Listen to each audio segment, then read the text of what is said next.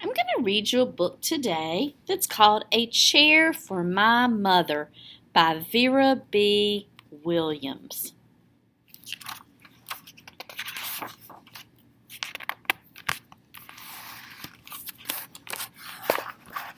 Here you can see a picture of the Blue Tile Diner. My mother works as a waitress in the Blue Tile Diner. After school sometimes, I go to meet her there. Then her boss, Josephine, gives me a job too. I wash the salts and peppers and fill the ketchups. One time, I peeled all the onions for the onion soup. When I finish, Josephine says, "Good work, honey," and pays me. And every time, I put half of my money into the jar. It takes a long time to fill a jar this big. Every day when my mother comes home from work, I take down the jar. My mommy empties all of her change from tips out of her purse for me to count. Then we push all of the coins into the jar. Sometimes my mama is laughing when she comes home from work. Sometimes she's so tired she falls asleep while I count the money out into piles. Some days she has lots of tips. Some days she has only a little. Then she looks worried. But each evening, every single shiny coin goes into the jar. We sit in the kitchen to count the tips. Usually, Grandma sits with us too. While we count, she likes to hum. Often she has money in her old leather wallet for us. Whenever she gets a good bargain on tomatoes or bananas or something she buys, she puts by the savings and they go into the jar.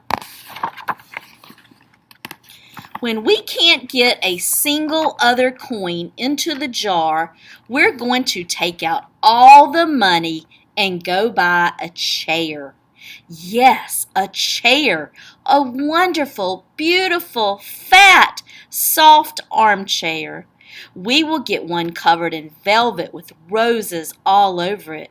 We're going to get the best chair in the whole world. That is because our old chairs burned up. There was a big fire in our other house. All our chairs burned. So did our sofa, and so did everything else. That wasn't such a long time ago. My mother and I were coming home from buying new shoes.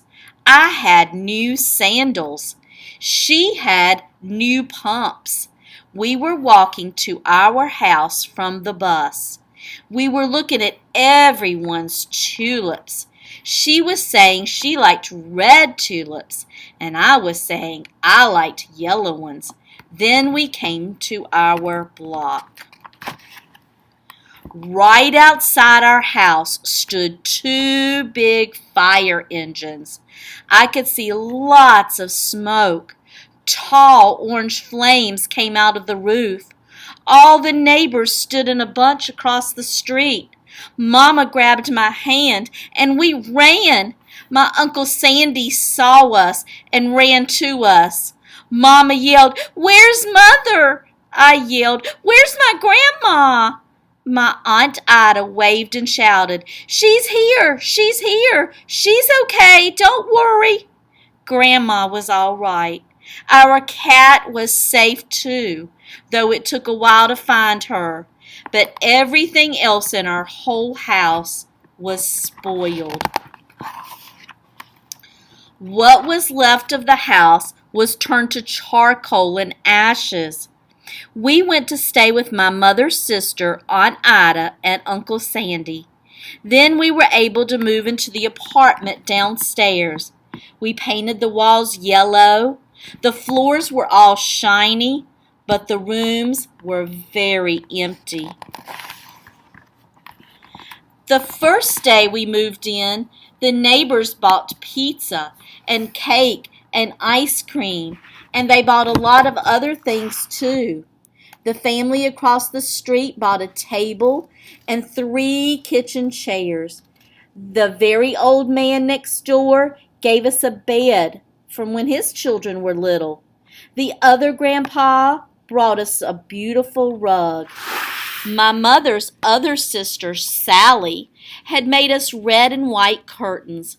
Mama's boss, Josephine, brought pots and pans, silverware and dishes.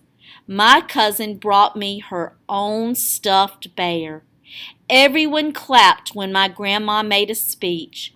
"You are all the kindest people," she said, "and we thank you very, very much.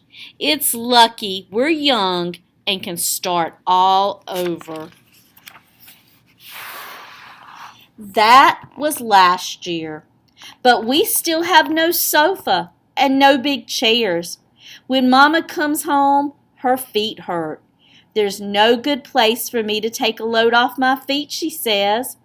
When Grandma wants to sit back and hum and cut up potatoes, she has to get as comfortable as she can on a hard kitchen chair.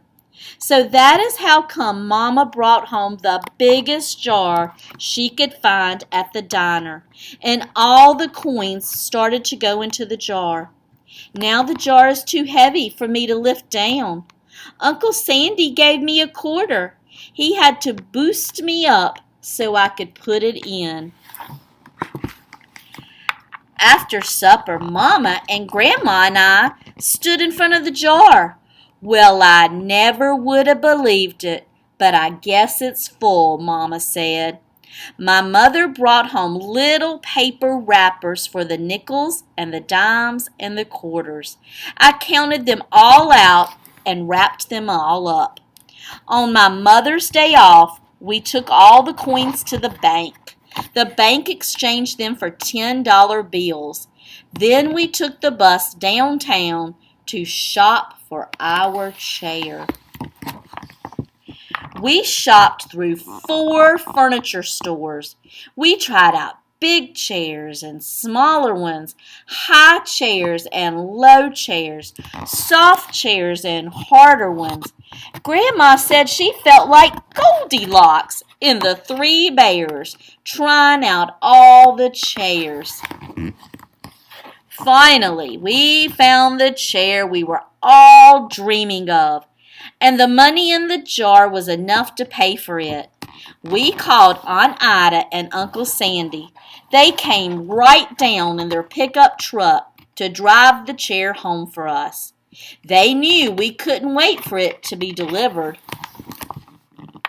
I tried out our chair in the back of the truck.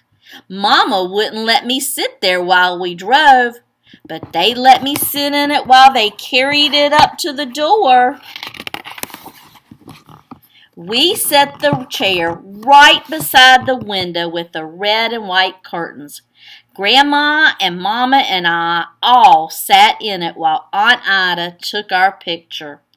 Now Grandma sits in it and talks with people going by in the daytime. Mama sits down and watches the news on TV when she comes home from her job. After supper, I sit with her, and she can reach right up and turn off the light if I fall asleep in her lap. The end.